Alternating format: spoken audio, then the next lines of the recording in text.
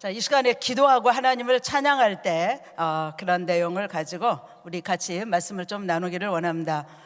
사도 바울은 1차 선교 여행에 갈라디아 지방을 중심으로 소아시아에 복음을 증거합니다. 그리고 2차 선교 여행을 다시 또 갈라디아 지방 또 그 아시아 지역을 이렇게 다시 가죠. 그런데 아시아 지역에 계속해서 복음을 전하기를 원했지만 성령께서 그 길을 계속 막으시는 거예요. 그래서 사도행전 16장 6절로 10절 한번 보겠습니다. 사도행전 16장 6절에서 우리 10절까지 자, 같이 한번 읽겠습니다. 시작.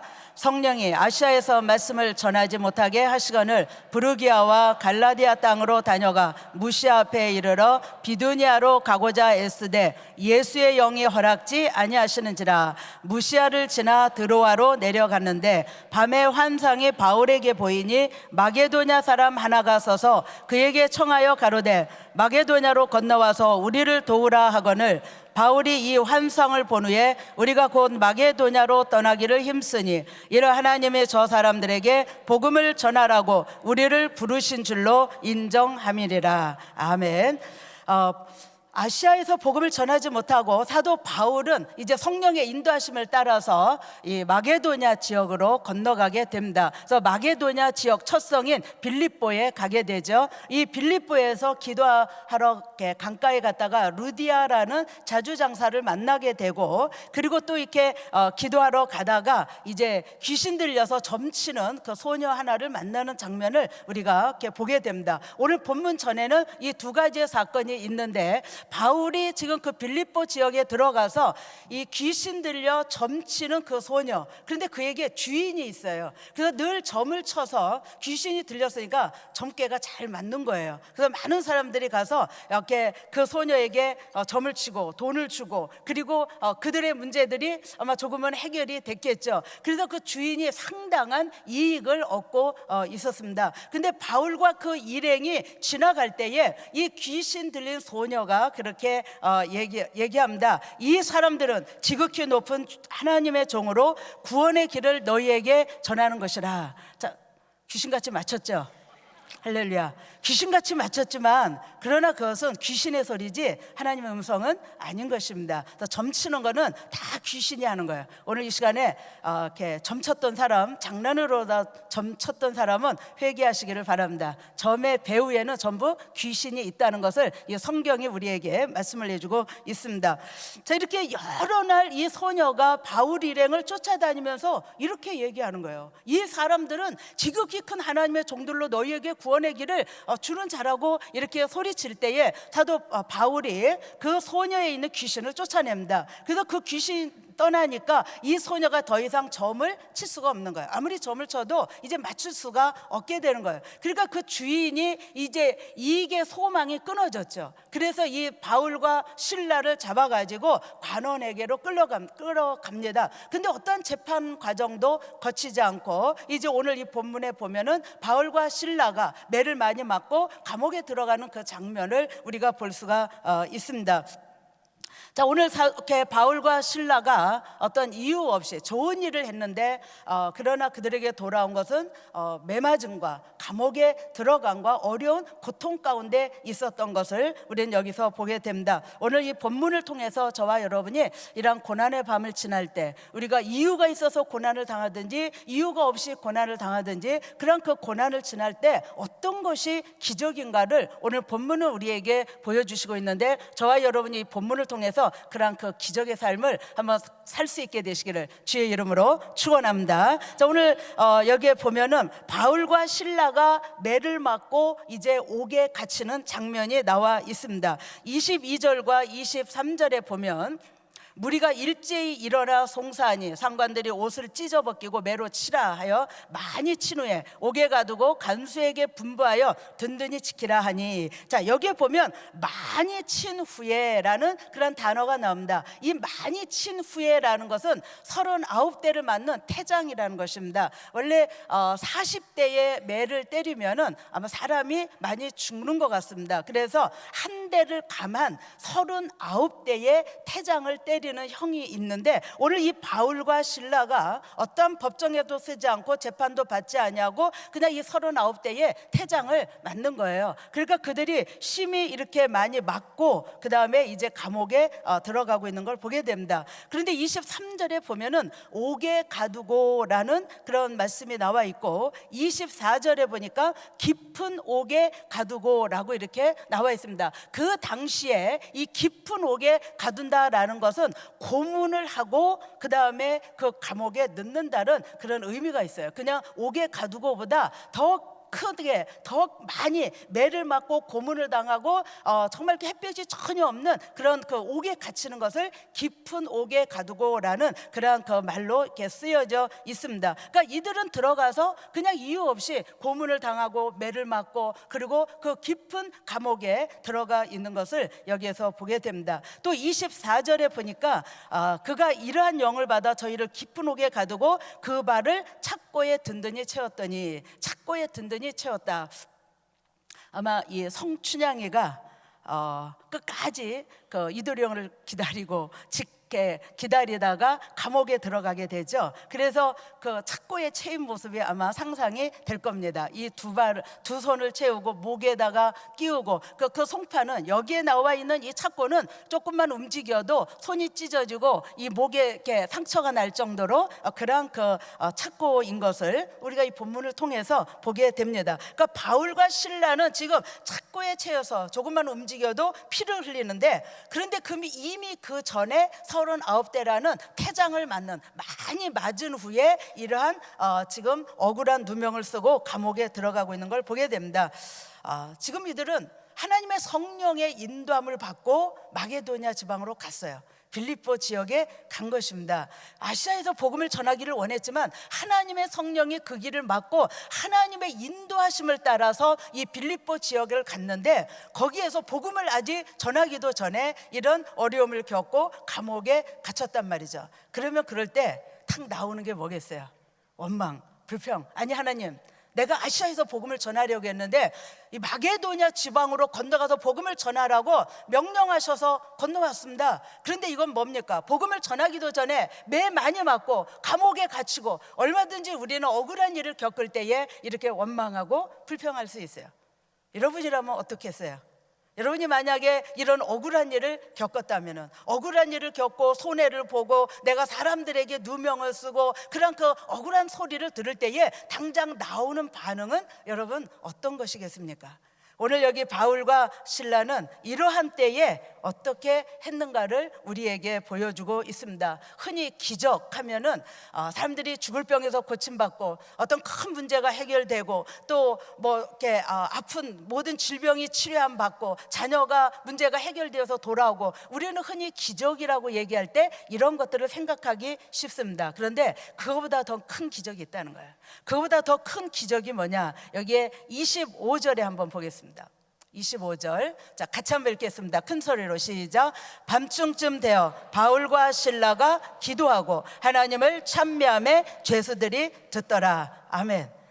병 낫는 것보다, 죽은 자가 살아나는 것보다, 내가 어떤 큰 문제가 해결되는 것보다 더 큰 기적이 뭐냐? 이런 고난 가운데, 이런 억울한 일을 당했을 때에 이런 정말 이유 없이 내가 그 누명을 쓰고 감옥에 들어갔다 할지라도 그 가운데에서 기도하고 하나님을 찬양할 수가 있는 것, 이것이 가장 큰 기적인 줄로 믿습니다. 세상 사람들은 그렇게 못해요. 불신자들은 그렇게 하지 못합니다. 그들이 정말 억울한 일만 당해도 그들은 송사하고 소송을 거고 재판을 정해 가야 되고 그렇게 하면서 해결하려고 하는 우리는 세상을 보게 되죠. 그런데 예수 그리스도를 믿는 하나님의 자녀들에게 있어서 가장 큰 기적이 뭐냐? 그런 억울한 누명을 쓰는 가운데에서도 기도하고 하나님을 찬양할 수 있는 것.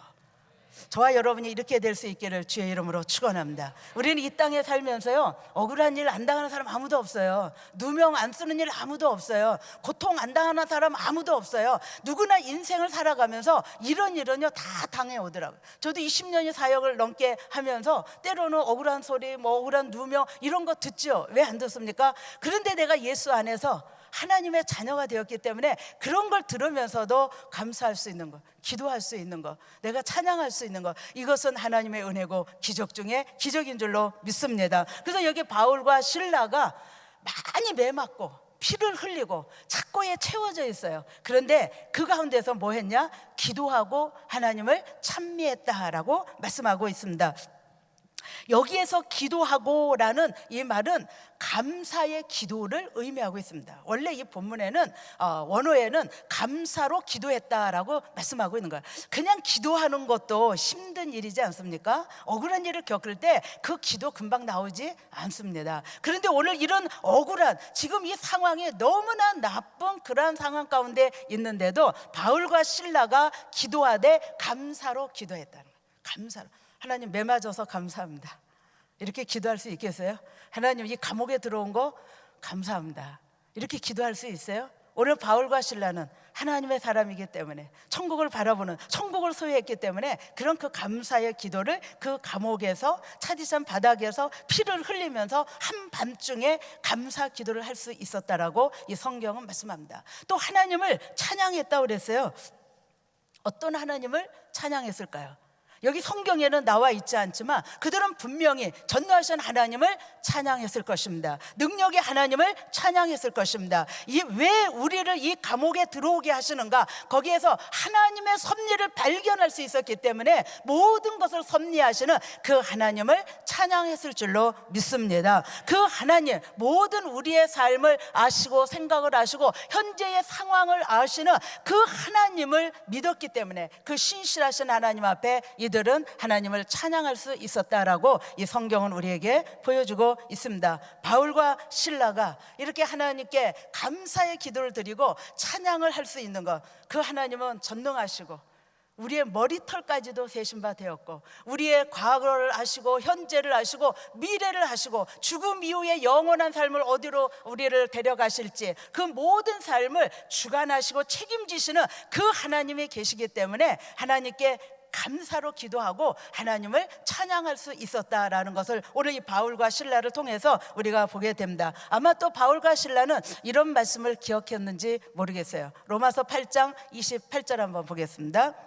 같이 한번 크게 또 읽겠습니다. 시작. 우리가 알거니와 하나님을 사랑하는 자 곧 그 뜻대로 부르심을 입은 자들에게는 모든 것이 합력하여 선을 이루느니라. 아멘. 지금 현재의 그 감옥에서 많은 매를 맞고 고난 가운데 있지만 하나님께서는 이 모든 고통을 통해서 합력하여 선을 이루실 그 하나님을 믿었기 때문에 감사로 기도하고 하나님을 찬양할 수 있었다라는 것을 오늘 우리는 여기서 볼 수가 있습니다. 우리는 때때로 정말 이해가 되지 않는 일들을 겪을 때가 있어요. 있죠? 없는 것처럼 그렇게 태연하게 앉아 계시는데 이유를 알 수 없는 어떤 어려움이 올 때가 있어요. 자녀에게 올 때가 있고요, 내 건강에 이상이 올 때가 있고요, 사업에 문제가 생길 때가 있고요, 직장에서 어느 날 하루아침에 레이업 되는 거예요. 나 잘못한 일도 없는데. 그런 일을 겪을 때 과연 그 앞에서 우리가 어떤 자세로 하나님 앞에 설 수 있느냐 이거죠.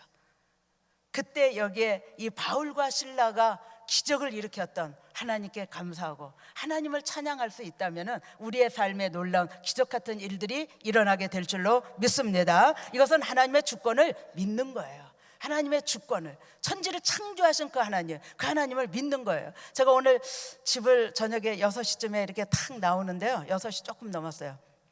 하늘을 이렇게 딱 봤는데 정말 휘영청 밝은 보름달이 딱 눈앞에 들어오는 거예요. 제가 그거를 보면서 야, 정말 하나님 멋있습니다. 그게 그냥 나왔어요. 오늘이 대보름인 거 아시죠? 또 오늘이 또 무슨 날이에요? 발렌스, 이거 있어요, 그런 거. 그런데 세상 사람들은 그거를 더 기억해요. 그러나 오늘 우리는 하나님 앞에서 그 대보름달을 보면서 하나님 어떻게 이렇게 천지를 아름답게 창조하셨습니까? 저 보름달이 나를 향하여 빛을 비추고 있네요. 제가 오늘 저녁에 나오면서 그게 막 느껴지는 거예요. 하나님 저 보름달을 나를 위해서 창조해 주셨군요. 그러니까 태양을 생각하니까 그 태양을, 또 하늘의 별들을, 하나님 나를 위해서 이 온 우주 만물을 이렇게 아름답게 창조하셨는데 내가 좀 어려운 일 겪는다고, 내가 좀 힘든 일이 생긴다고 그 앞에서 원망하고 불평한다면 하나님을 모독하는 거야. 우리는 전능하신 하나님, 창조주 하나님, 나를 위해서 이 세상의 모든 것을 아름답게 창조하신 그 하나님의 주권, 그 하나님을 우리가 믿는다면 우리도 감사로 기도하고 하나님을 찬양할 수 있게 되는 줄로 믿습니다. 저는 이렇게 선교사님의 그 간증을 참 많이 이렇게 듣게 되는데, 우리 선교사님 한 분이 전에 원래 폐결핵을 앓았던 분인데 이제 고침을 받고 선교지로 들어갔어요. 그런데 선교지에서 다시 그 결핵이 도진 거예요. 그런데 아픈데 그냥 사역을 하고 계셨어요. 그러니까 그 폐결핵으로 인해서 등에 이렇게 이런 혹 같은 것이 났습니다. 그러니까 똑바로 눕지를 못하고 옆으로만 자는데 그 고통을 참으면서 선교지에서 그냥 계속 사역을 하고 있었던 거예요. 그런데 그게 이제 몇 개월이 지나면서 1년이 넘게 지나면서 너무 이제 막 뼈까지 쑤시는 고통이 오게 되니까 이분이 견디다 못하고 이제 한국으로 나왔어요. 그러니까 참 선교사님들이 어떤 때 보면은 조금 미련한 것 같아요. 아플 때 빨리 좀 치료를 하면 괜찮은데, 그래가지고 이분이 병원을 갔는데 의사가 막 야단을 치더라는 거예요. 아니, 당신 누구요? 뭐 하는 사람이요? 그리고 이 여자 선교사님인데 선교사님한테 의사가 막 야단을 치면서 당신 뭐 하는 사람인데 몸을 이 정도로까지 그냥 두냐고. 그러면서 의사가 막 야단을 치면서 당장 입원하라고. 그래가지고 이제 대수술을 하게 된 거예요. 등에 혹이 이렇게 난 거예요. 결핵으로 인한 그런 병이 다시 재발이 된 것입니다. 그런데 거의 중환자실에 이분이 입원해서 수술할 날짜를 기다리고 있는데 이 선교사님 얼굴이 너무 평안한 거예요. 너무 기쁨이 넘치는 거예요. 하나님, 내가 건강해서 선교지에 가서 사역한 것도 감사하고, 내가 이렇게 병이 나서 이 병원에 들어와서 수술하게 된 것도 감사합니다. 내가 오늘 이 병실에 있는 사람들에게 내가 하나님을 전하면서 그들에게 위로가 되었으면 좋겠습니다. 그러면서 이분의 그 밝은 얼굴, 평안한 얼굴, 그 모습을 보면서 같은 병실에 있는 사람들이 야, 저 여자는 뭐야?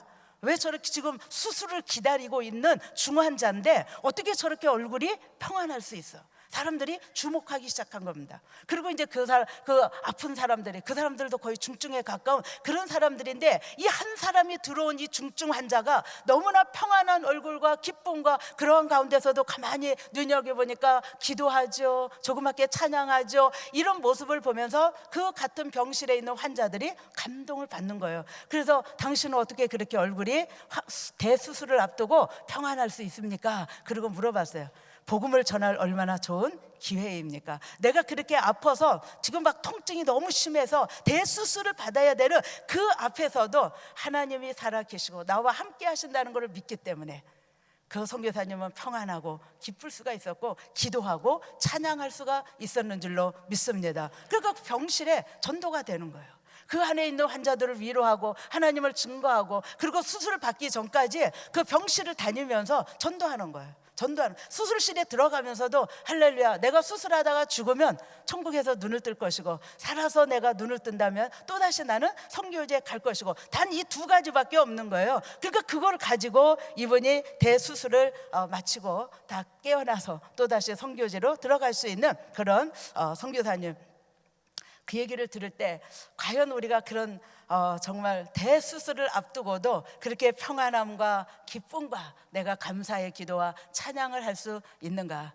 그것은 선교사님만 가지고 있는 어떤 그런 능력이 아니라 저와 여러분에게도 하나님은 그런 은혜를 주고 계시는 줄로 믿습니다. 하나님은 내가 오늘 어떤 역경, 어떤 어려움, 그런 일을 겪는다 할지라도 하나님은 변함이 없으시죠.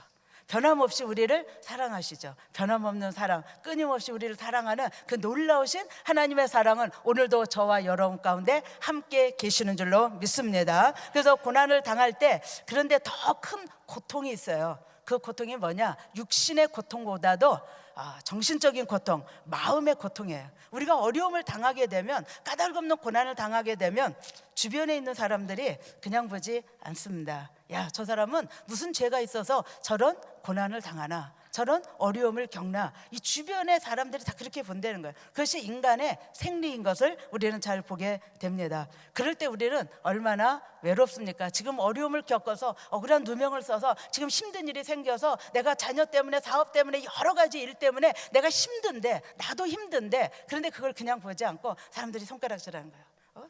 저 사람 뭐 교회 나간다 그러더니 기도한다 그러더니 왜 저렇게 어려움은 더 생겨? 저렇게 문제는 더 많아. 그러면서 사람들이 그렇게 얘기할 때 당하는 그 고통, 그 고독감, 그 외로움, 그거를 우리는 겪을 수밖에 없는 것이죠.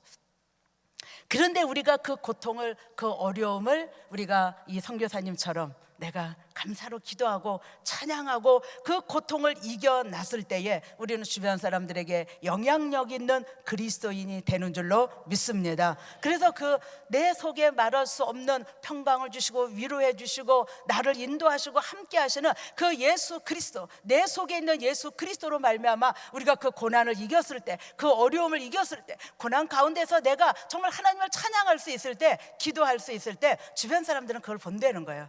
내가 그것을 이기고 승리했을 때 우리는 주변 사람들을 얼마나 많이 주님께로 인도할 수가 있겠습니까? 오늘날은요 말로 전도가 안 돼요. 말로 전도하면요 설교 그만해 이렇게 사람들은 얘기합니다. 그만큼 설교를 안 좋게 생각을 하는 것이죠. 그러나 우리의 변화된 삶, 변화된 행동, 우리가 그 고난을 이기고 승리했을 때 사람들은 그걸 보고 교회로 나오고 예수 그리스도를 믿게 되는 줄로 믿습니다.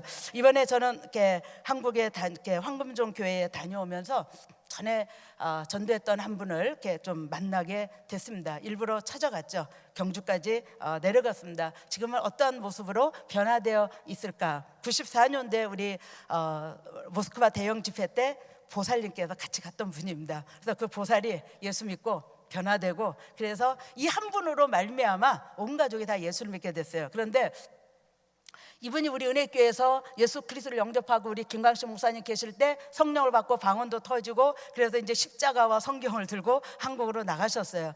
많은 고난이 예상됐죠. 이 집은 그 지방에서 상당한 부자로 알려져 있는, 그래서 그분이 그렇게 장담했어요. 공항에서 내려서 아무개 집에 갑시다. 어느 택시를 타든지 자기 집에 데려다 줄 것이라고 저한테 그렇게 얘기했어요. 실제로 그런 사람이었습니다. 자, 그런데 이분이 예수 믿고 나서 3년 만에 부도가 났습니다. IMF가 터지고, 그리고 연쇄 부도가, 이분이 부도를 낸 게 아니라 이 남편이 연쇄 부도가 일어나서 이 남편이 많은 것을 부담해야 되고 책임지게 됐어요. 그래가지고 사업이 꼴깍 망한 거예요. 그리고 있는 재산 뭐 전답 뭐 엄청 많았는데 그거 다 날라간 것입니다. 그리고 남편은 도망자가 됐어요. 경제사범으로. 그리고 나서 이 남편이 도망을 갔는데 어디로 갔느냐? 기도원으로 갔어요. 산으로 도망을 갔는데 어느 기도원을 우연히 들어가게 된 거예요. 근데 이분은 그 당시에 여자분은 예수를 믿고 갔는데 남편은 철저한 유교 학자입니다. 그러니까 예수 안 믿죠. 근데 이제 이분이 그런 경제 사범으로 몰리게 되고 완전히 다 부도나고 정말 아무것도 없게 되고 그걸 빚지고 이제 도망자의 생활에 기도원에 가서 있으면서 그 목사님을 통해서 예수를 영접한 거예요. 가족들의 기도가 응답된 줄로 믿습니다.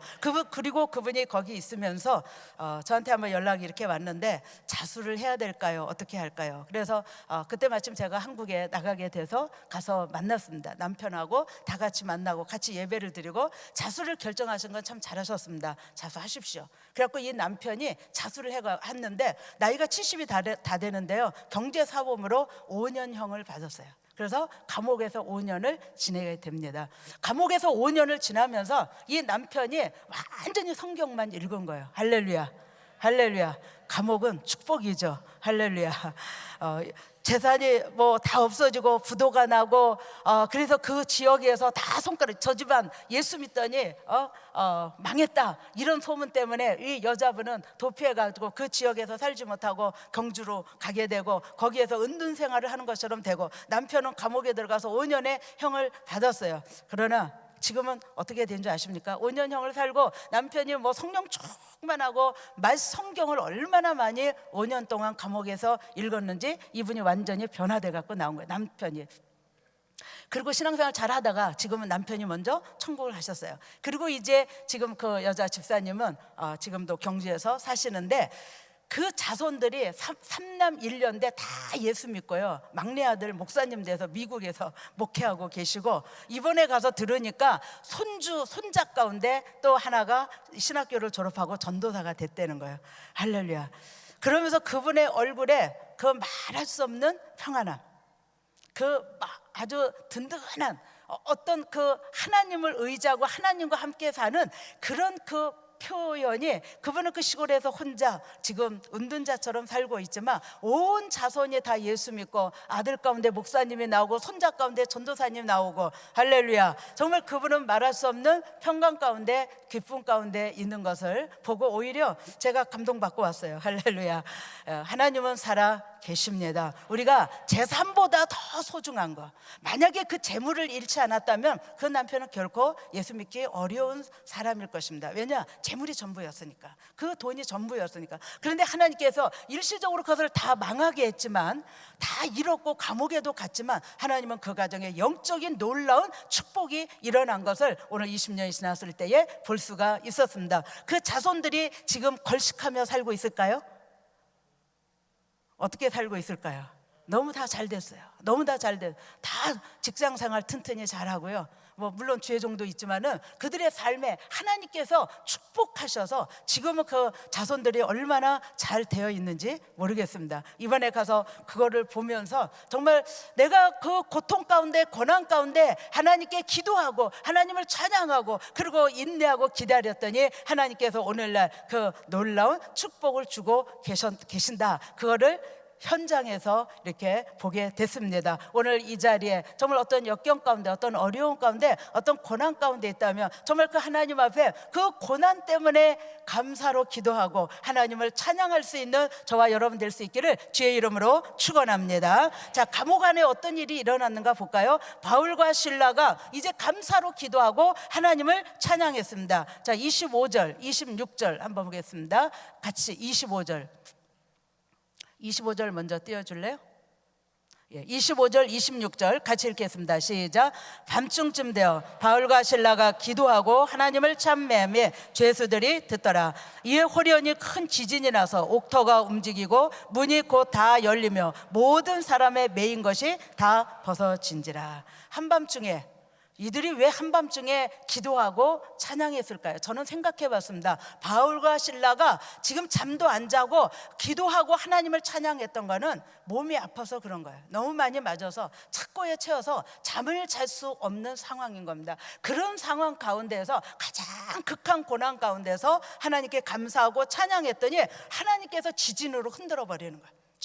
지진으로 다 흔들면서 여기에 보니까 옥터가 움직이고 문이 다 열리고 묶였던 착고가 다 풀어지고, 자, 그런 일들이 여기에서 일어났습니다. 자, 바울과 실로를 가둬놓은 그 감옥이 하나님이 한번 역사하시면은 그 감옥은 아무것도 아니라는 거예요. 저와 여러분이 아무리 어떤 어려움을 겪는다 할지라도 하나님이 한 번만 손보시면은 문제는 다 해결되는 줄로 믿습니다. 그렇게 해결될 수 있는 비결이 뭐냐 이거예요.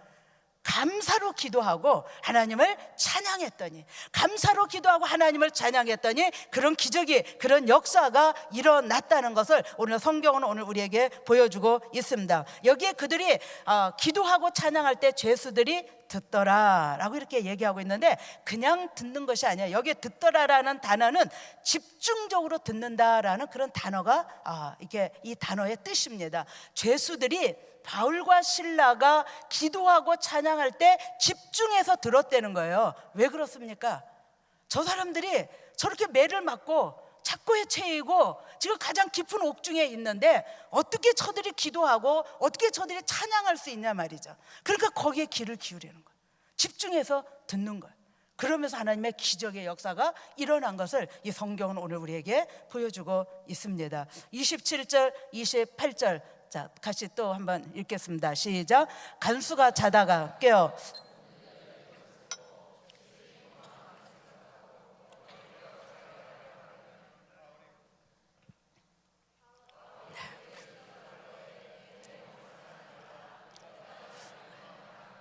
할렐루야.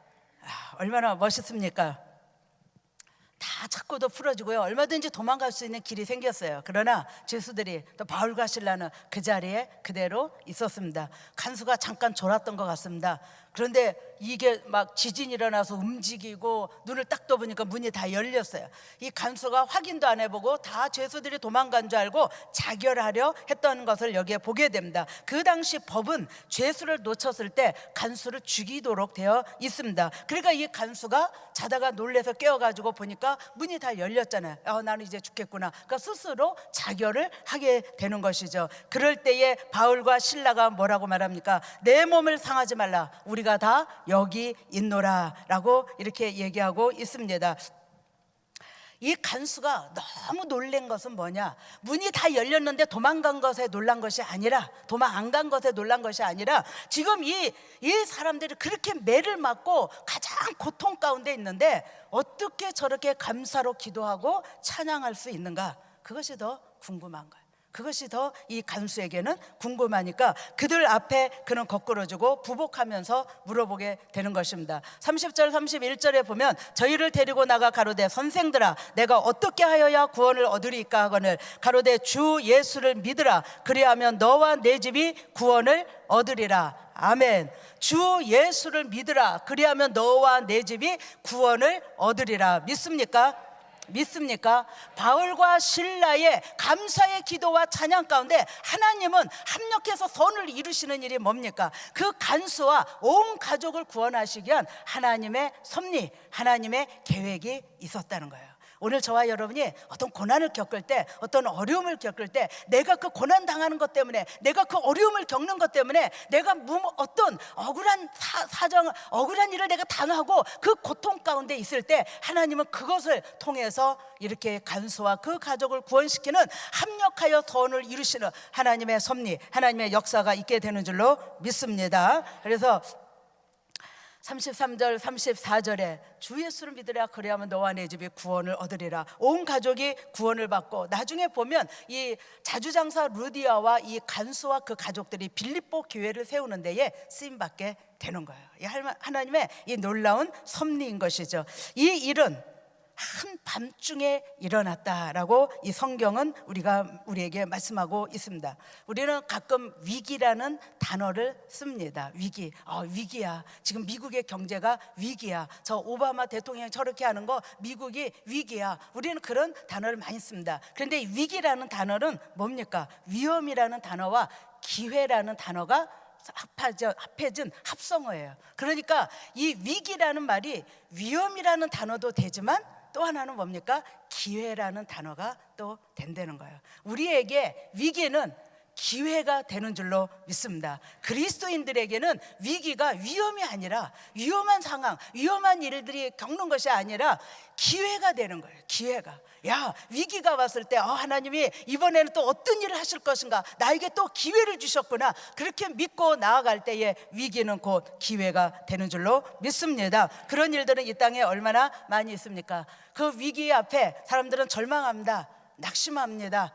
내가 이제 소망이 없다라고 사람들은 얘기합니다. 그러나 하나님은 말씀하시죠. 아니다. 그 고난을 통해서, 그 어려움을 통해서 너에게 기회를 주려는 거야. 하나님은 오늘 우리에게 그렇게 말씀하신다는 것입니다. 그래서 우리는 인내가 필요한 것이죠. 야고보서 5장 11절에 보면 뭐라, 인내하는 자를 우리가 복되다 하나니 너희가 욥의 인내를 들었고 주께서 주신 결말을 보았거니와 주는 가장 자비하시고 긍휼히 여기는 자신이라. 만약에 욥의 고난에 대해서 얘기한다면 이 세상에 사는 어떤 사람도 고난이라는 단어를 쓸 수 없을 거예요.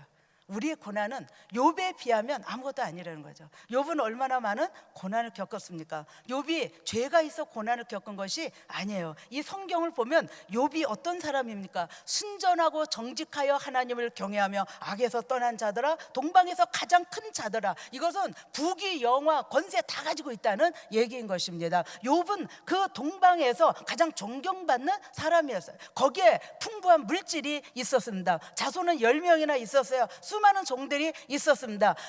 하나님의 그 지혜가 그에게는 있었어요. 그런데 어느 날 어떤 일이 일어납니까? 욥에게 10자녀가 한 면에 다 죽었어요. 모든 재산 다 뺏겼어요. 자신은 또 뭐예요? 피부병, 악성 피부병 같은 거 생겨서 구더기가 생기고 기와 쪽으로 몸을 긁고 있는 가장 그런 비참한 상태에 있었어요. 한번 생각해 보십시오. 재산을 다 뺏긴다 해도 괜찮아요. 자녀가 죽었다면 사람은 미치는 거예요. 미치는 거예요. 전에 신문에 아들을 1년 사이에 두 아들이 있는데 두 아들을 다 잃었어요. 교통사고로. 그런 사건이 신문에 난 적이 있어요. 그 부모가 미칠 지경에 이르는 거죠. 어떻게 1년 사이에 두 아들을 그것도 교통사고로 다 잃게 됩니까? 다 키워갖고 대학생인데. 그러니까 그 부모의 그런 모습을 신문에서 한번 본 적이 있습니다. 그런데 오늘 여기 욥을 보니까 10명의 자녀가 하루아침에 다 죽었단 말이죠. 그죠? 그러면 우리가 아무리 난 지금 너무 어려움을 겪고 있어, 이 큰 고난을 왜 나에게 주시는 거야, 이렇게 욥 앞에서는 할 말이 없다는 거예요. 그런데 오늘 이 성경을 보니까 그렇게 힘들었지만, 그렇게 고난을 겪었지만, 아무 이유 없이 그런 일을 겪었지만 욥의 결말을 보라는 거예요. 욥의 결말을. 하나님은 오늘 저와 여러분에게 그걸 말씀하시는 거예요. 욥의 결말이 뭡니까? 재산이요, 이전보다 갑절이나 더 많아졌고요, 자녀 10명을 줬는데 3명의 딸들은 그 당시에 가장 아름다운 미스 캘리포니아, 그런 딸들로 하나님께서 축복해 주셨다라는 것을 이 성경은 말씀하고 있는 것입니다. 그래서 우리에게 그런 고난이 올 때 하나님은 감사로 기도하고 하나님을 찬양하면 인내할 수 있다는 거예요. 할렐루야. 인내하는 자에게 하나님은 반드시 우리에게 회복하시고 축복하시는 것을 우리가 보게 됩니다. 성경에는 이런 크고 작은 많은 경험, 고통을 경험하면서 승리한 축복받은 그런 사람들이 얼마나 많이 있습니까? 요셉은 그 13년의 고난을 통해서 애굽의 총리가 되어서 그 당시에 만민의 생명을 구원하는 자로 쓰임받게 됩니다. 다니엘과 그 세 친구는 포로로 끌려갔어요. 포로로 끌려갔지만 정말 이 느부갓네살 왕의 꿈을 얘기하고 해석하지 못하는 자들을 다 죽이라고 할 때에 하나님이 지혜를 주셔서 그걸 다 말했고, 또 사자굴 속에 들어가서도 건짐을 받았고, 그들이 뜨거운 풀무불에 들어가서도 그들은 하나님의 아들이 직접 내려와서 함께 하시는 그런 축복을 받고 구원받는 역사를 우리는 이 성경에서 보게 됩니다. 사랑하는 우리 성도 여러분, 우리는 삶을 살 때에 고난이 있어요. 어려움이 있어요.